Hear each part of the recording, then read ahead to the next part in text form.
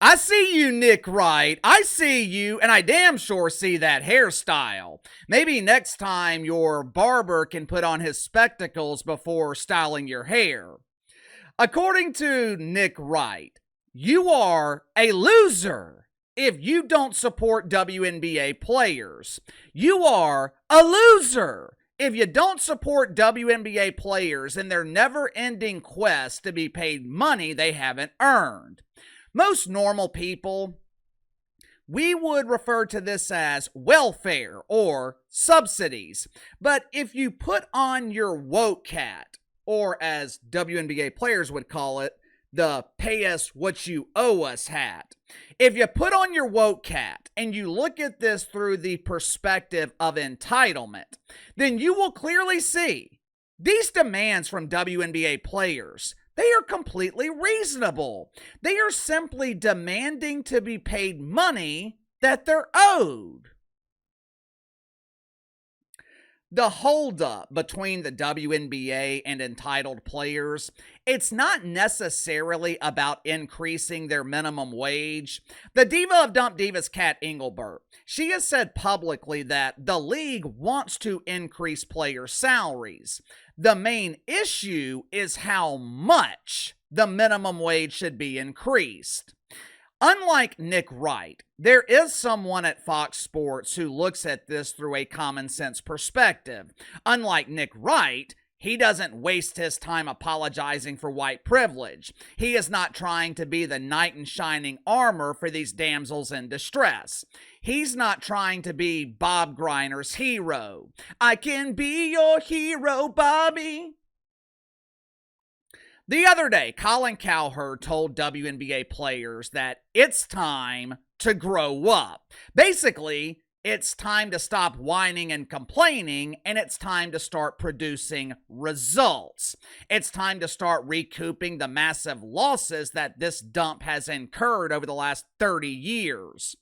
Colin Cowherd, he made an analogy and he compared the WNBA to new businesses. In the vast majority of cases, new businesses are money losers in their first few years of operation. One of my good friends, he started a cleaning and maintenance business for Airbnb rentals a few years ago. During the first year, he considered a good month breaking even. We had lunch the other day, and he was all excited because he was projected to profit $3,000 this month, which is $3,000 more than the WNBA has profited in the last 3 decades. Now, I know $3,000 doesn't sound like much, but that is a huge milestone for his startup. He does not have the benefit of a multi-billion-dollar organization subsidizing his losses. He doesn't have the benefit of a multi-billion-dollar organization promoting his company to the masses, making sure he's on national television every week, paying for supplies, making sure his employees are paid. Basically, he's on his own.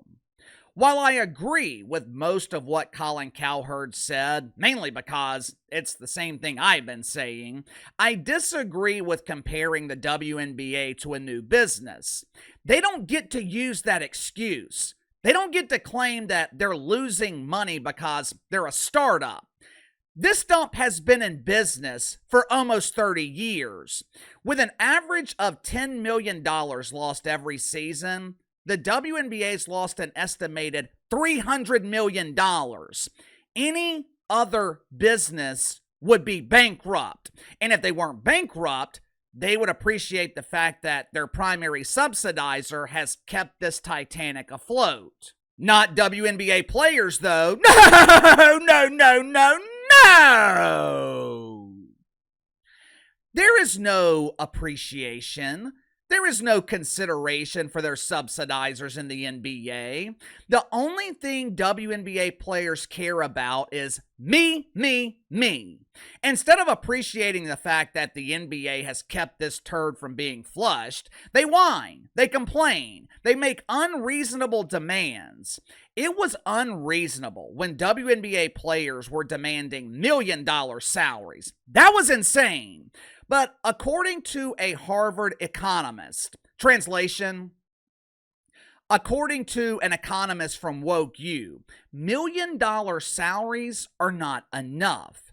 WNBA players are owed salaries that are closer to what players are earning in the NBA. Make sure to like and subscribe. You can follow me on Twitter at KC_BTL84. Link to the second channel is in the description below. Today on the second channel, going to be talking about the potential pending bankruptcy in the UFL. You know, it's strange. I don't hear UFL players complaining about their salaries. I don't hear UFL players complaining about their accommodations. They don't have the benefit of being rescued by the NFL. They are having to survive on their own, and they're running out of time. I'll explain why the UFL is on life support, so click the link in the description below, subscribe to the second channel. Headline at Yahoo Sports: they are absolutely underpaid. Economists weigh in on WNBA labor showdown.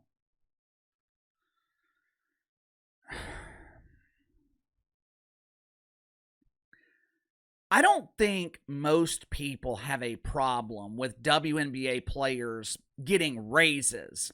By some miracle named Caitlin Clark, the league has grown. Attendance is up, although that's a bit deceiving because attendance had nowhere to go but up.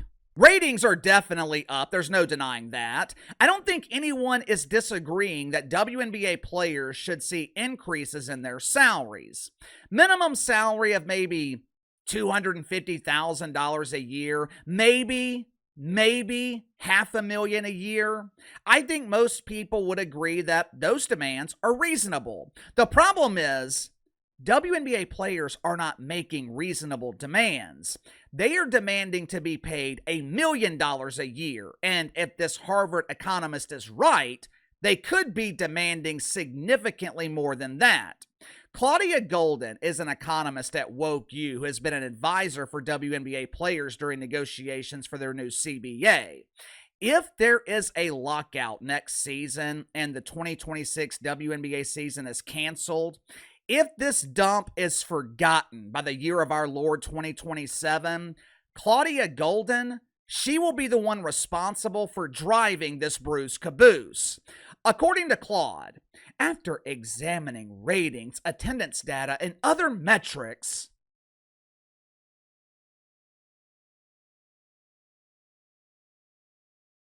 what other metrics? What other metrics are you examining?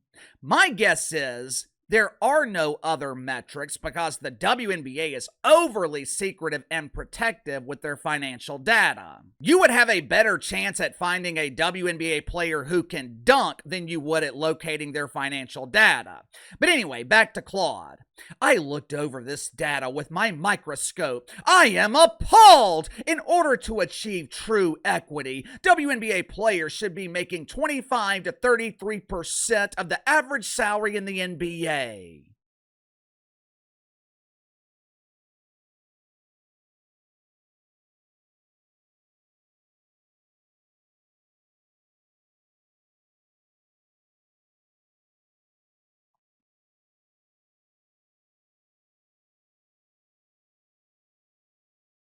For starters, I highly doubt their primary subsidizers in the NBA are concerned about pay equity.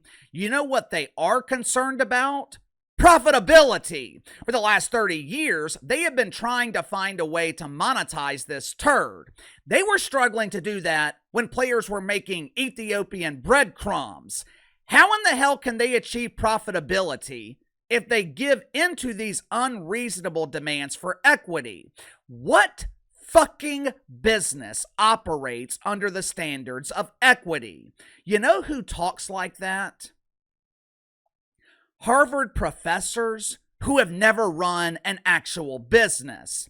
I looked up Claudia Golden. Now, I did not do a deep dive into her background. This research I did was very brief, so I could be wrong about this, but based on my research, Claudia Golden has been involved in collegiate academics since 1971.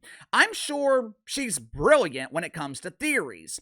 I'm sure she is a brilliant professor when it comes to teaching concepts. Unfortunately, theories and concepts, they don't always apply to reality. I could not find one example of Claudia Golden running an actual business or even working at an actual business. And this is who WNBA players are listening to. This is who is advising WNBA players on what they believe they're owed. Is it any wonder why their demands are unreasonable? I looked up the average salary for NBA players last season. The average NBA player made just under $12 million. Now, for the benefit of simple math, let's just call it $12 million. I'm going to use the low end of Claude's metric as to how much WNBA players should be paid to achieve equity. According to Claude, 25% of the average NBA salary is the low end, which means WNBA players should demand $3 million a year. And look. That is the demand for the average WNBA salary. I think there are 159, 160 players in the WNBA right now, with that number growing with these doofus expansion teams they can't afford. 160 into $3 million. That's an estimated payroll of $480 million a year. And that's just for players. That doesn't include coaches, staff, management. That also doesn't include maximum salaries, which would be significantly more than $3 million a year. Someone, please explain to me how the WNBA can afford to do that. But Casey, their new TV deal starts next year. The WNBA will be making billions. I keep seeing a lot of propaganda about this TV deal. For starters, the deal is worth $200 million a year. I know that sounds like a lot of money, but that is chump change when compared to the NFL or the NBA. But if I remember correctly, the WNBA did not negotiate this TV deal. This deal was negotiated by Adam Silver. The WNBA was included as an add-on to whatever NBA package they were negotiating. Basically, if you want the NBA, you have to accept the WNBA. The networks did not pay the WNBA $200 million for access to pretend basketball. Adam Silver gave the WNBA $200 million out of what he negotiated for the NBA, meaning this $200 million, it is another generous donation from the NBA to the WNBA. Well, that's not fair. Adam Silver should have allowed the WNBA to negotiate their own TV deal.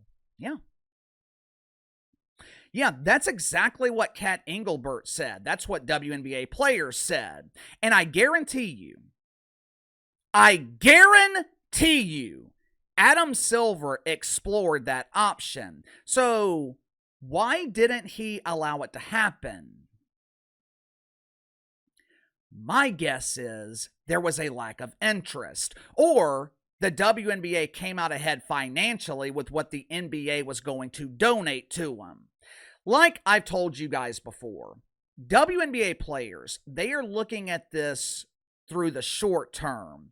Veteran players like Natasha Cloud, they are wanting to be paid now. Their careers are almost over. But the WNBA has to look at this long term.